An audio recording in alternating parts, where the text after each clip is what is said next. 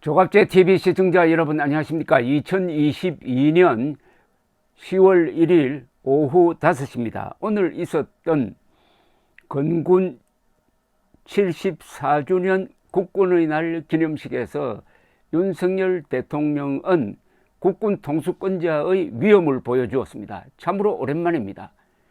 국군 통수권자로서 국군의 날에 꼭 해야 할 이야기를 했습니다. 5년 만에 처음으로 북한의 위협을 분명히 했고 북한이 대한민국의 주적임을 확실히 했습니다. 이것만 해도 정권 교체의 보람을 느낍니다. 지금까지 국군의 날에 문재인과 국방장관은 평화를 강조했습니다. 안보 위기를 강조해야 할 때 평화를 강조하고 정말 김정은과 그리고 그 할아버지 김일성의 민족 반역적 범죄에 대해서 반드시 언급해야 할 자리에서 언급하지 않고 두루뭉실 넘어갔는데 오늘 윤석열 대통령은 국군 통수권자로서 주적이 누구임을 분명히 하고 국군과 국민이 당면하고 있는 위협의 본질을 피해가지 않고 그대로 이야기를 했습니다. 그러니까 근사하게 보였습니다. 그 연설문을 중요한 부분을 우선 소개를 해 드리겠습니다. 존경하는 국민 여러분, 국군 장병과 내외 귀빈 여러분, 건군 제74주년 국군의 날을 진심으로 축하드립니다. 국군의 날을 맞아 오늘의 자유 대한민국을 있게 해주신 순국 장병과 호국 영령들께 깊은 경의를 표합니다. 여기부터 벌써 문재인과 다릅니다. 자유 대한민국이라고 그랬습니다. 문재인은 연설에서 자유란 말을 거의 쓰지 않았습니다. 꼭 써야 할 때도 항상 그걸 생략을 했습니다. 자유가 두려웠던 사람이죠. 대한민국 국군의 살아있는 역사인 창군 원로와 참전용사 그리고 예비역 여러분께도 존경과 감사의 말씀을 드립니다. 지금 이 순간에도 대한민국의 땅과 바다 그리고 하늘에서 국토 방위의 소임을 다하고 있는 국군 장병 여러분, 세계 각지에서 대한민국 위상을 드높이고 있는 해외 파병 장병 여러분들의 헌신과 노고에 감사드립니다. 주한미군 장병과 가족 여러분들께도 감사드립니다. 참 이거 잘 하셨습니다. 6.25 전쟁에서 피와 땀으로 조국을 지키고 자유를 수호했습니다.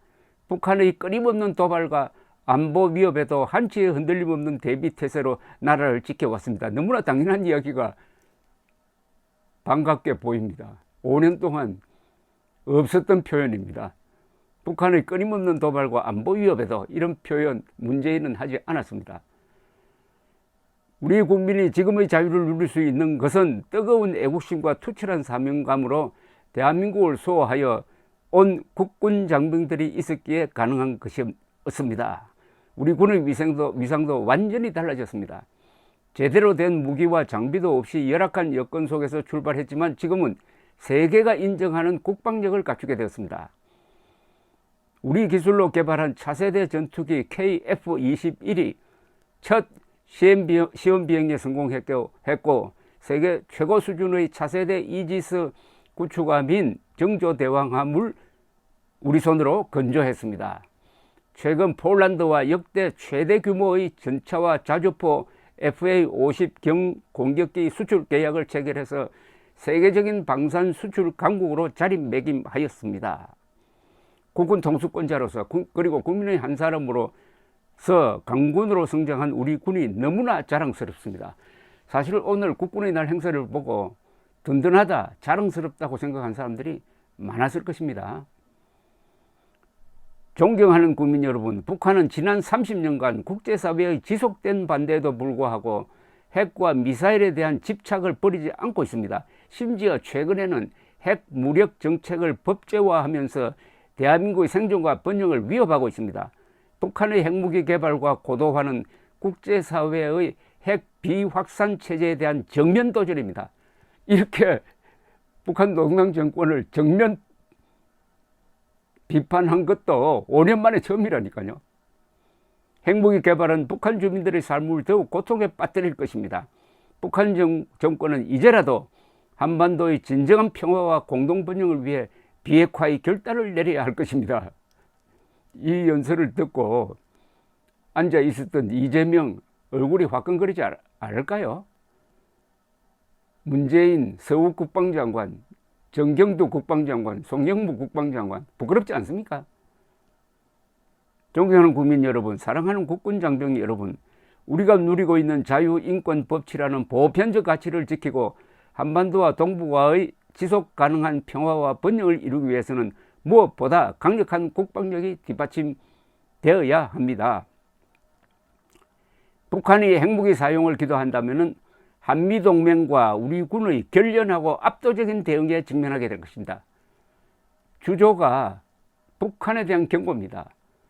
국군의 날 기념사가. 저와 바이든 대통령은 지난 5월 한미 정상회담과 이번 순방을 통해 한미 안보 동맹을 더욱 굳건히 하였습니다.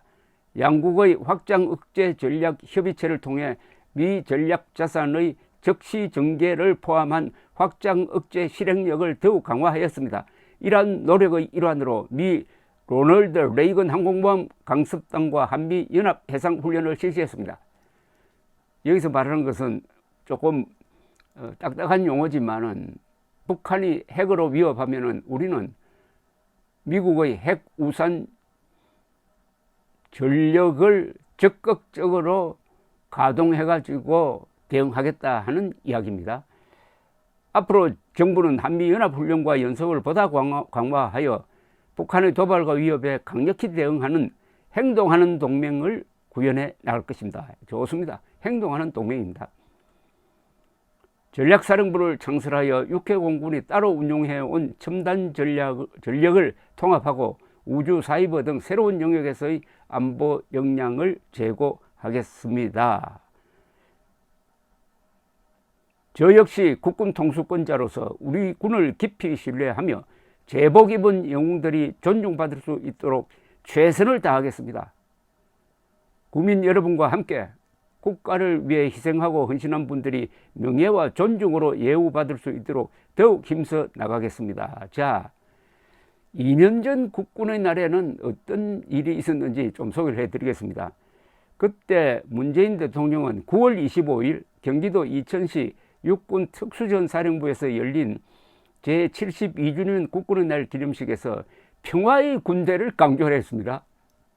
그 전날 국방부가 북한이 우리 국민을 사살하고 시신을 불태워 훼손한 사건을 해수부 공무원 피살 사건입니다. 공식 발표에서 대통령이 국군의 날에 특별한 메시지를 보낼 것으로 예상되었으나 그런 내용은 하나도 없었습니다. 북한을 규탄한 내용이 없었어요. 북한을 규탄해야 할 자리에서 평화를 강조했다 이겁니다. 그것도 원래 10월 1일 행사를 해야 되는데 추석 연휴라고 앞당겨서 했습니다. 기념사 끝에 정부와 군은 경제태세와 대비태세를 더욱 강화하는 한편 국민의 생명과 안전을 위협하는 그 어떤 행위에 대해서도 단호히 대응할 것임을 국민들께 약속드립니다. 이 발언은 지켜지지도 않았습니다. 약속도 공수표가 되고 말았습니다. 서욱 국방장관도 마찬가지였습니다. 그는 평화를 만드는 미래 국군의 모습을 선보여 드릴 것이라고 했습니다. 이렇게 이야기했습니다. 서욱 국방장관. 한반도의 새로운 평화를 만들어가는 우리 정부의 담대한 여정을 강한 힘으로 뒷받침하고 있다고 했습니다. 담대한이란 표현은 이거 북한식 용어 아닙니까? 어떻습니까? 윤석열 대통령 오늘 해야 될 이야기를 다 담았습니다. 특히 북한에 대한 경고 메시지. 당신들이 핵으로 대응하면은, 핵으로 위협하면은 우리는 한미 공유하고 있는 핵 전력으로 초토화시키겠다는 메시지를 분명하게 던졌습니다. 국군 통수권자의 위험을 보여주었습니다. 우리나라 대통령은 국군 통수권자이고 국가를 대표하는 국가 원수이고 그리고 행정부의 수장입니다. 윤석열 대통령에 대한 호불호를 떠나서 대통령 윤석열, 국군 통수권자 윤석열은 국민 모두가 존중을 해야 됩니다. 존중을 받을 만한 안목이 있고 배짱이 있고 소신이 있다는 것을 오늘 보여주었습니다. 전 국민들이 이런 윤석열 대통령을 응원해야 합니다. 그래야 우리가 발 뻗고 잘 수가 있습니다. 감사합니다.